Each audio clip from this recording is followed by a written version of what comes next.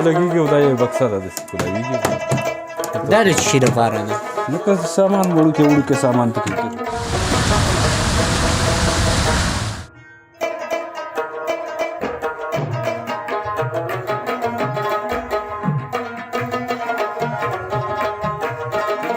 دغه ډیزاین په څه شي باندې کوئ استاده؟ دا خو داسې مونږ مخکې نه دا شیونه دلته کټ کړو او بیا یې دلته دا په څه شي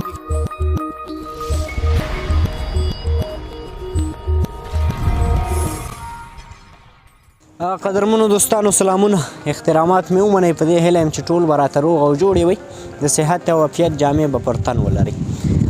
قدرمنو لیدونکو دغه ښکلې نظاره چې ګورئ دا لوکس منظره طبعي ماحول او شینکۍ علاقه دا غازی آباد ولسوالي ده کونړ ولایت غازی آباد ولسوالي. نن یو ځل بیا غازی آباد ولسوالۍ ته راغلی یم او تاسې باندې دغه منظره ګورم. مخکې ځم دلته نجاران دي چې دلته د ودونو لپاره ډبل بیټونه ارماریګانې همدارنګه مختلف قسمه شیان جوړوي. د هغوی سره خبرې اترې کوم او هغه شیان چې هغې به یې دلته جوړوي د هغې ښکلاګانې تاسې ته ښیم او همدارنګه د غازی آباد ولسوالۍ د دغه لوکسو منظرو ښکلاګانې هم درته ښیم. نو له تاسې هیله لرم زموږ ملتیا وکړئ موږ تاسې سره ډېرې خوندورې صحنې شریکوو.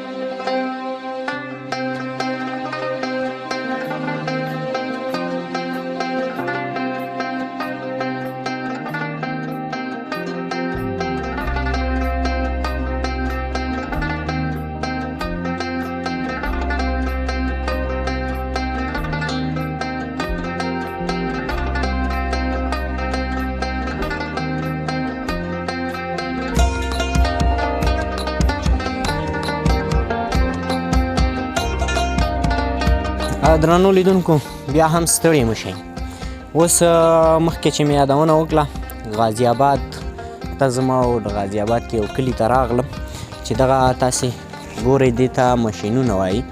دا د لرګو ماشینونه دي چې دلته د ودونو لپاره ډبل بیټونه ارمارۍ او خصوصا د کور د آبادۍ دپاره ډېری کارونه کېږي خو هغه ځوانان چې نوي ودونه کوي نو دلته یو ځل خامخا راځي ځکه دلته ډبل بیټ سازئ ارمارۍ سازئ همدارنګه د خپل کوټې د لا ښکلا لپاره مختلف قسمه شیان جوړوي.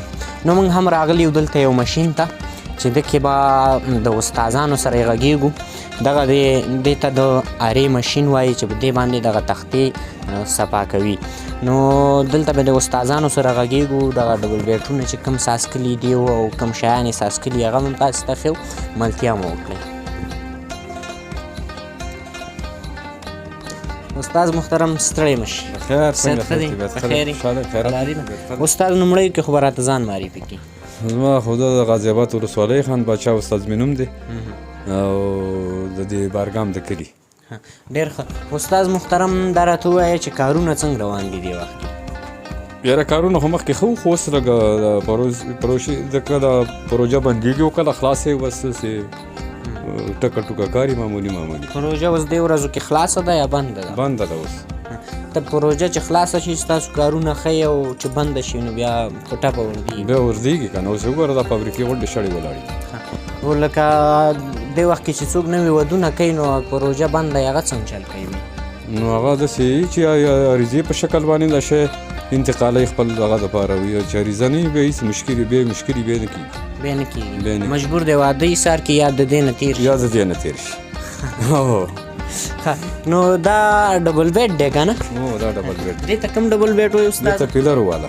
پیلرو والا. دغه ډیزاین په شي باندې کوئ استاد؟ دا خو داسې موږ مخکې نه دا شیونه دلته کټ کړو او بیا یې دلته دا په څه شي کې کټ کوئ دا شیان چې کټ کوئ؟ دا وړوکې غوندې ماشین دی د دې خپله په هغه باندې کټ کوو او بیا یې دلته لاندې بل استاد دی هغه له ورکو هغه یې دا ګلکاري دا شی دا ګلان په څه شي باندې جوړوي؟ دا یو ګل خپل اوزار یې لکه څولي ملي واړه واړه شیان یې په هغو باندې جوړوي. دا اوس څومره ډبل بیډ دی؟ دا 4 فوټې. 4 فوټه. او په دې ډبل بیډ کې های سپیډ یعنې غټ څومره جوړیږي؟ 15 فوټه. 15 فوټه نه بره نه جوړیږي؟ نه جوړیږي. 15 فوټه جوړیږي. او په دغې باندې څومره مصرف راځي؟ دې باندې دا 9,000 مصرف راځي. 9,000 افغانۍ مصرف راځي. خرڅېږي په دغه. دا واقعیت کې به ډېر ګران هم دي که نو د لرګي ګاتې خو نه دي که نه، خو اصلي لرګی دی. دا پکې درازونه دي. دا پکې درازونه دي. دوستانو تاسې ګورئ دا په دغه ډبل بیډ کې ښه او دا چې شی دی استاده؟ دا دغه یې بکسه ده. ښه دلته مقصد کوم مهم شیان یې خصوصي سامان ښودلی شوي. دا یې بل دراز دی که نه؟ همدا 2 درازونه راځي. دا 2 درازونه پکې راځي. او دا چې شی دی استاده؟ دا هغه سینګار میز دی ته وایي. ښه دا سینګار میز دی. دې ځای کې به شیشه لګېږي بیا که نه؟ ټوله شیشه لګېږي او دا یې بکسه ده داسې تاویږي. دا د څه شي دپاره نه؟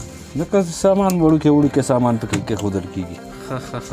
مقصد چا چې واده کړی ناوې دلته کولی شي سامان خپل. او دا هم په دې کې درازونه دا هم درازونه دي. دې ته کوم سینګار میز وایي؟ دې ته ساده سینګار میز دا دي. نو ساده دي. سینګار میزو کې څو قسمه سینګار میز دي؟ تا ته معلومات وایي که نه؟ یاره دا 2 قسمه خو دلته دې ځای کې موږ دا خلک جوړوي موږ او دا ملګري او دغه ځای کې کوزه وو پیلرو والا لکه هغه ځای کې هغه غوټۍ لګېدلي لکه دا شي. اوس په الحال همدا جوړ کړي تاسو؟ دا جوړ کړي. او دا څه دی؟ دا د دې ډبل بیډ دا مخکې وروستی سر دی دا بل خپو طرف. دې کې هم ډېر کار شوی که نه؟ دا کار مقصد دا کار چې یو استاذ کوي دا څومره وخت نیسي؟ دا یوه ورځ کې هیله کوي نو یا نشي کولی ورځ کې. واقعیت چې دا یو کې خو خامخا ډېر وخت نیسي. دا خو یوه تخته ده بیا دلته موږ جڼ کولی شي ده. اوس دې ورځو کې تاسو وویل چې پروژه بنده ده که نه؟ نو تاسو سره حکومت په دې کې کوم همکاري کوي یا نه؟ حکومت موږ سره هېڅ همکاري نه کوي که نه. پاسه نه یې رابسه لرګی ایسار کلی دی، پاس پټکونه دي بارانه نه راخوشي کېږي. دلته چې کوم هغه ختم شو او موږ هم ته دغه شیان جوړو چې د چا د ضرورت په اساس باندې د کوټې کړکۍ نه وي هغه وله جوړو، دا ډبل بیډ وله جوړو، سینګار میز داسې دا شیونه ترې جوړو. لکه پاخه مواد هغه خلکو باندې دغه کوو که نه. چا ضرورت یې راشي دا شیونه ماله جوړ کړه دا جوړ کړه دا جوړ کړه دغه. څومره وخت کېږي نجاري کې استاد؟ ما خو دا تقریبا 15 کاله کېږي.